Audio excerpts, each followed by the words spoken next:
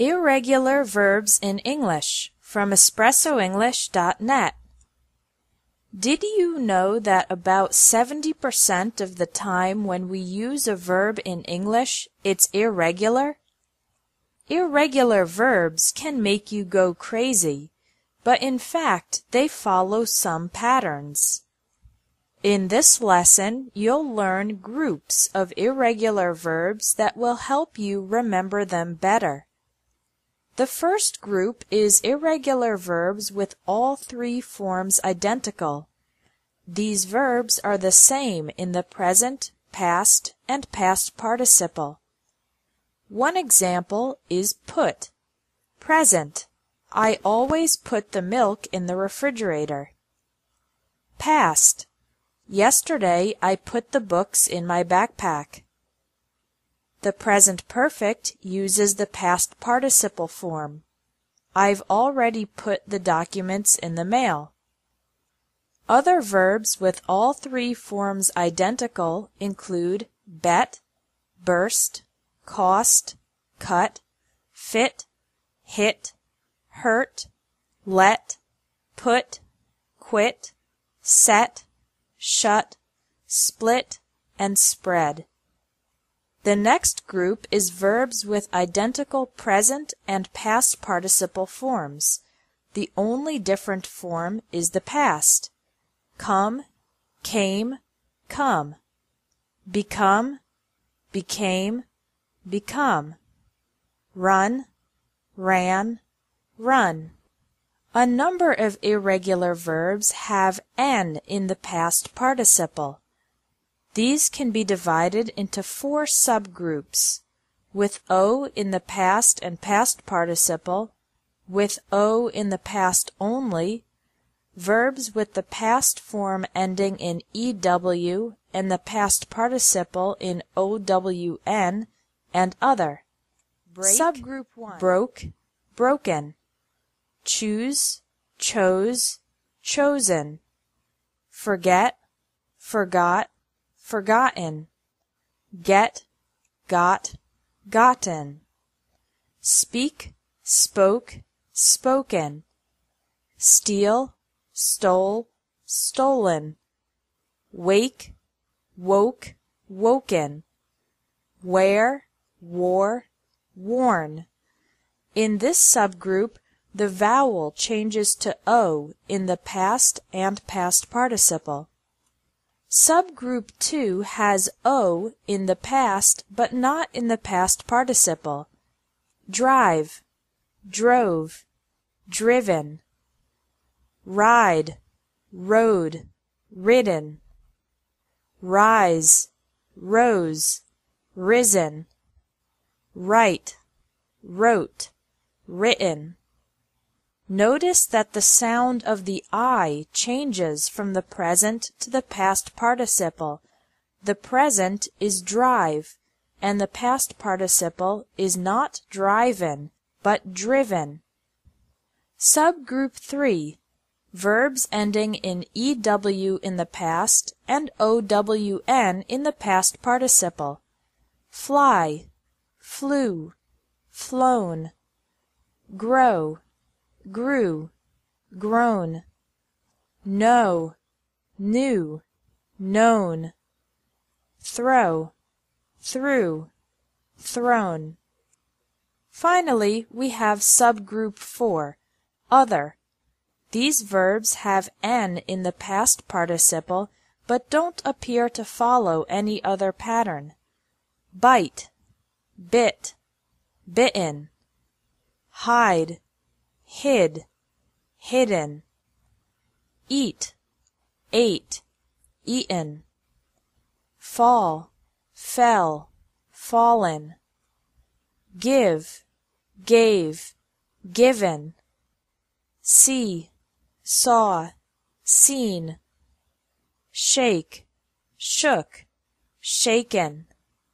Take, took, taken. Another group of irregular verbs is verbs with pronunciation changes. For example, long E to short E.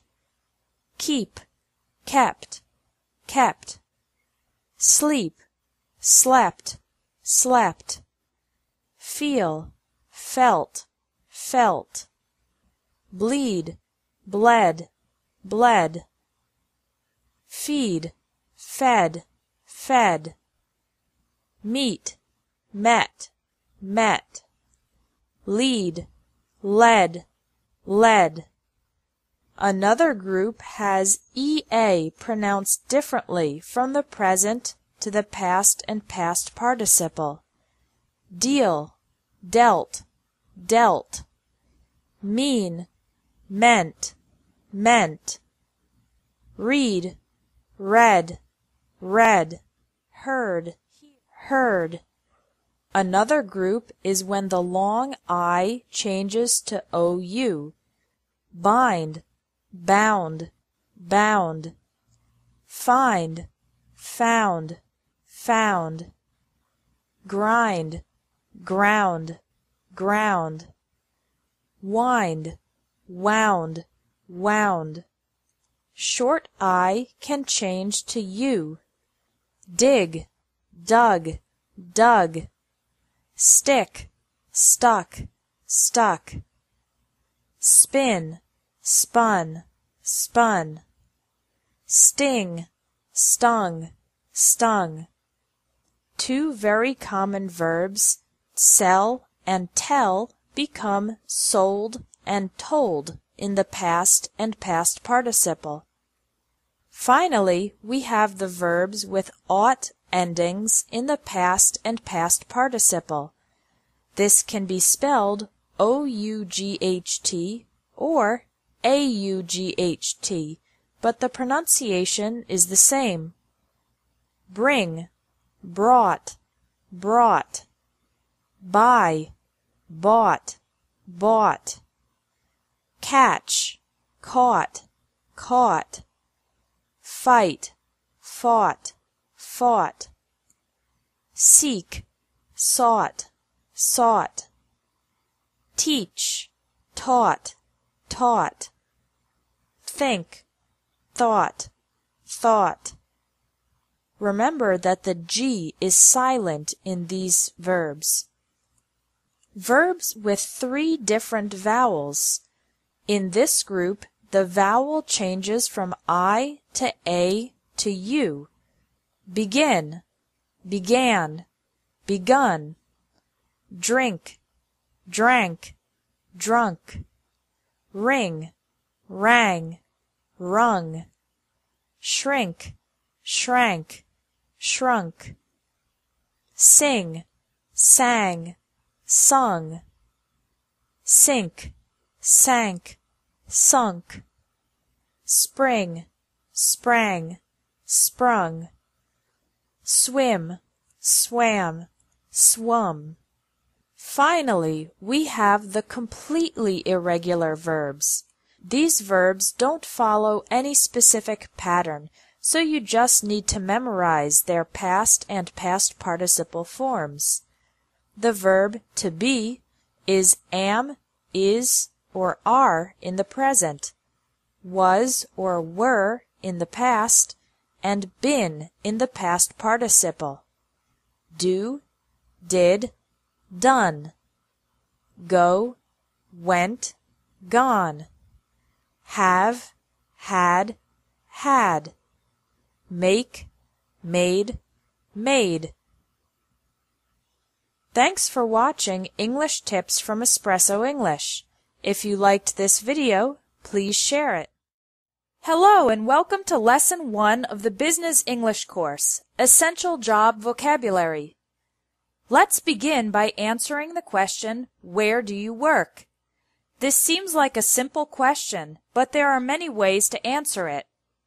I work at, I work in, I work for, and I work with. Each preposition is correct in a different context. I work at and I work for are used with the name of the company. For example, I work at Espresso English. I work for Nike. You can also use for if you work directly for a famous person. I work for Tom Cruise. I'm his public relations manager. I work in is used in 4 situations. You can say, I work in a place. I work in an office. I work in a school. I work in a factory. You can also use in with a city or a country. I work in Paris. I work in France. I work in is also used with a department or area of a company. I work in the marketing department. I work in human resources. I work in sales. Finally, you can use I work in with a general area. I work in finance. I work in medical research. I work in consulting. You can say I work with the things or people that are the objects of your day-to-day work. For example, I work with computers. I'm a teacher. I work with special needs children. To add more details about your work, you can say, I'm responsible for. I'm responsible for updating the company website. I'm responsible for interviewing candidates for jobs. After I'm responsible for, use the ing form of the verb. Let's review. I work at a company. I work for a company or a person. I work in a place, city, country, department, or general area. I work with people or things. In conversational English, the question where do you work is commonly phrased as what do you do or what do you do for a living. How do you answer this question if you don't have a job? You can say, I'm unemployed, or more indirectly, I'm between jobs at the moment. If you work for yourself, you can say, I'm self-employed.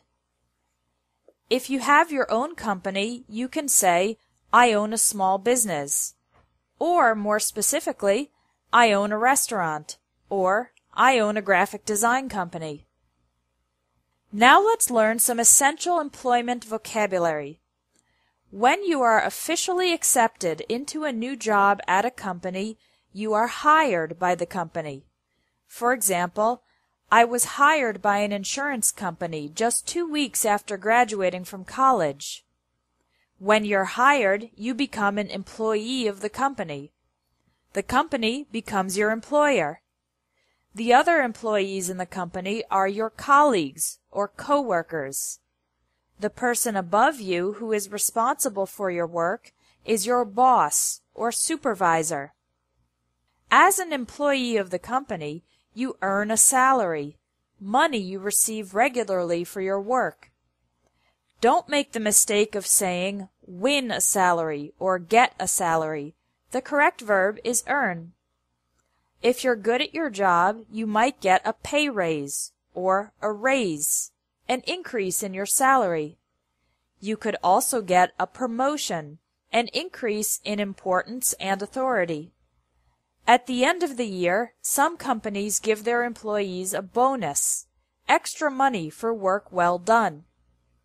The opposite of hire is fire, when your company forces you to leave your job. For example, Peter was fired because he never came to work on time. Usually, if someone is fired, it's because they did something bad. If an employee loses his or her job because of a neutral reason, like the company reducing its size, then we say the employee was laid off. For example, Donna was laid off when her company started having financial problems. If you decide to leave your job, there are 3 verbs you can use. I'm going to quit my job. I'm going to leave my job. I'm going to resign. Quit is informal. Resign is formal. And leave can be formal or informal. When an old person decides to stop working, the verb for this is retire. In most countries, people retire around age 65. Let's review the vocabulary you learned in this lesson. Listen and repeat to practice your pronunciation. Hire, employee, employer, colleague, boss, supervisor, fire, laid off, earn a salary, get a pay raise, get a promotion, get a bonus, quit your job, leave your job, resign from your job, retire. Now you can take the vocabulary quiz to practice using these words and sentences. There's also a bonus quiz with extra vocabulary related to professions. That's it for Lesson 1 of the Business English course. Come back tomorrow for Lesson 2, Interview English.